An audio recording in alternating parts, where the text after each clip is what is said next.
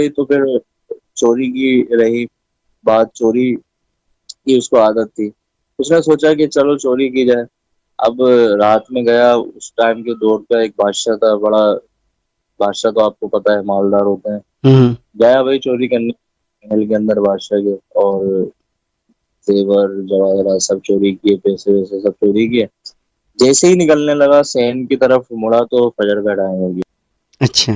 اب کیونکہ وعدہ کیا تھا اذان دینے، تو اس نے چوری کا سامان رکھا سائڈ میں، اور صحن کے اندر فجر کی اذان دینا اس نے شروع کر دی. صحیح. جب یہ شروع کی تو دربار سے محل کے جو لوگ تھے وہ اٹھ گئے اور کہنے لگے واہ سبحان اللہ، آج تو لگتا ہے محل میں کوئی اللہ کا ولی آ گیا ہے جو اذان دے رہا ہے. انہوں نے وزیر کو اٹھایا، بادشاہ سلامت کو اٹھایا کہ حضور لگتا ہے کوئی اللہ کا ولی اللہ آیا ہے دربار میں، اور ماشاء اللہ اذان دیے، چلو نماز بھی پڑھتے ہیں.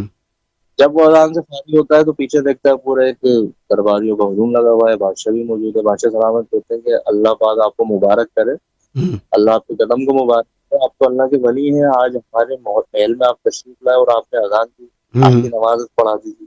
صحیح. وہ بڑا تھوڑا سا گھبرا سا گیا، یہ کیا ہوا؟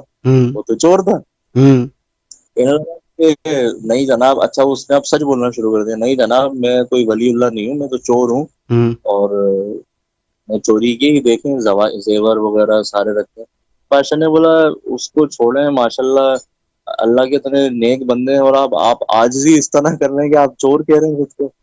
کوئی مان نہیں رہا کہ وہ یہ اللہ کی طرف سے ایک عزت جو جس کو اللہ رب العزت چاہتا ہے نا دلوانا، وہ اس طرح ملتی ہے. اس نے کہا میں تو چور ہوں، میں کس طرح نماز کر رہا ہوں. یہ بول رہی تھا کہ روحانی طور پر اس پاک شبی اس کے سامنے آتی ہے، اچھا. اور آپ اس کو تسلی دیتے ہیں، ہاتھ رکھ کر تسلی دیتے ہیں، اور آپ فرماتے ہیں گھبراؤ نہیں، ہم بیٹھے ہیں، آپ نماز ادا کروائیں.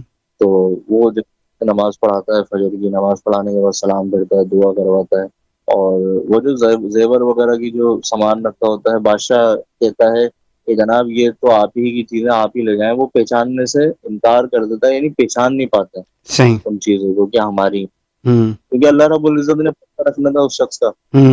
تو وہ کہتا ہے کہ آپ لے جائیں.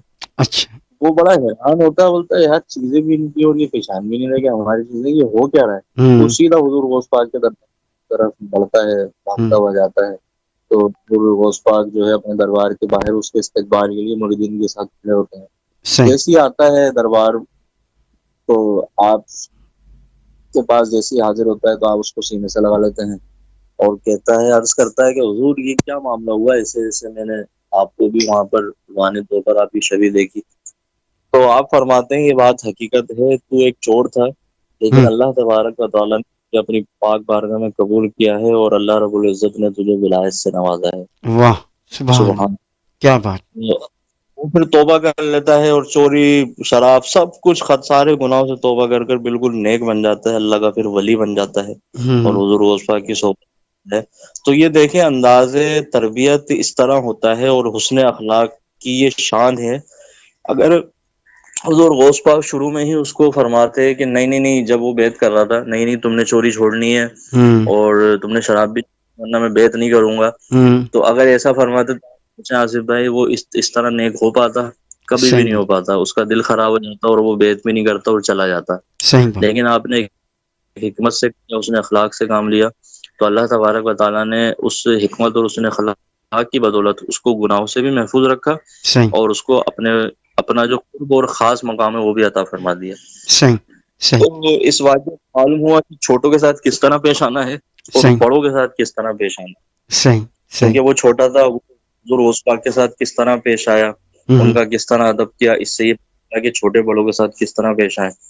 اور حضور غوث پاک کا تباہ ہونے کے باوجود بھی اس کے ساتھ کتنے پیار محبت اور اچھے اخلاق پیش آئے. اس سے پتہ چلا کہ چھوٹوں کے ساتھ کس طرح پیش آنا ہے اور ان کی تربیت کس طرح کریں.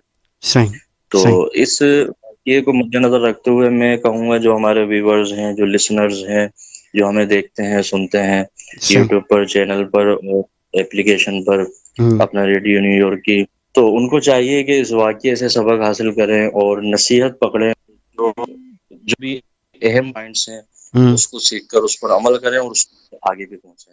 صحیح بات ہے. بالکل جناب، آج کا یہ پروگرام ہم نے خاص طور پر آج کے دور اور اخلاقیات پہ رکھا. اور اس تمام گفتگو سے ایک چیز تو واضح ہو جاتی ہے کہ وقت اور حالات کو مد نظر رکھتے ہوئے ہمیں کسی بڑے کو بھی سمجھانا ہے پیار کے ساتھ، محبت کے ساتھ، اور ساتھ ساتھ چھوٹوں کو بھی سمجھانا ہے پیار اور محبت کے ساتھ، کیونکہ آپ کی پیار اور محبت ہی وہ اس کے دل میں گھر کرے گی، اور یقیناً آپ کی ہوئی بات اس کے دل تک جائے گی. کیونکہ اگر آپ اس کے ساتھ سخت رویہ اختیار کریں گے یا سختی کریں گے تو شاید وہ وقتی طور پر تو بات مان جائے آپ کی، لیکن وہ بات نہ اس کے دل میں گھر کرے گی نہ اس کے دماغ تک جائے گی.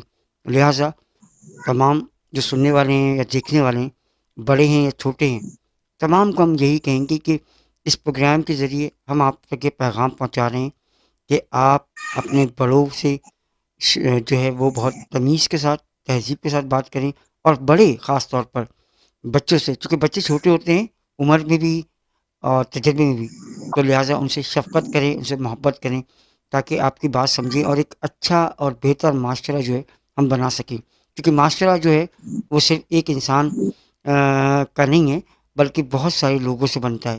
تو ایک انسان اچھا ہوگا تو یقیناً معاشرہ بھی اچھا ہوگا، کیونکہ جب آپ کی بات اور آگے تک لوگوں تک جائے گی تو یقیناً ان کی بھی سمجھ میں آئے گا، اور اس طریقے سے ہم معاشرے کو بہتر کر سکیں گے. خاص طور پہ فی زمانہ آج کل بہت ساری صورتحال دیکھتے ہیں ہم، گھریلو جھگڑے بھی ہیں، فیملیز کے جھگڑے بھی ہیں، ساس بہو کا ہے، بیٹے بہو کا ہے، بیٹے باپ کا ہے، ماں بیٹے کا ہے، بیٹی ماں کا ہے، بہت سارے ہیں، اولاد کا بھی ہے، سب کا ہے، بہت ساری چیزیں ہیں. تو ہم بارہا آپ کو اس پلیٹ فارم سے اس طرح کے پروگرام لے کر آتے رہیں گے، اور آپ سے یہ کہتے رہیں گے کہ ہماری کوشش ہے کہ ہم آپ کو آپ کی اصلاح کر سکیں. ہم خود ابھی اصلاح کے قابل ہیں، لیکن جتنی معلومات ہمارے مذہبی اسکالر یا صدیق برکاتی صاحب آپ کو دیتے ہیں، یقیناً یہ لوگ جانتے ہیں، انہوں نے پڑھا ہے، تو وہ آپ تک پہنچاتے ہیں. مجھے اور نجم خان کو اجازت دیجیے. اپنا بہت سارا خیال رکھیے، اپنے آس پاس میں رہنے والوں کا بہت سارا خیال رکھیے، خاص طور پر سفید پوش لوگوں کا خاص خیال رکھیے. اللہ حافظ. اللہ حافظ.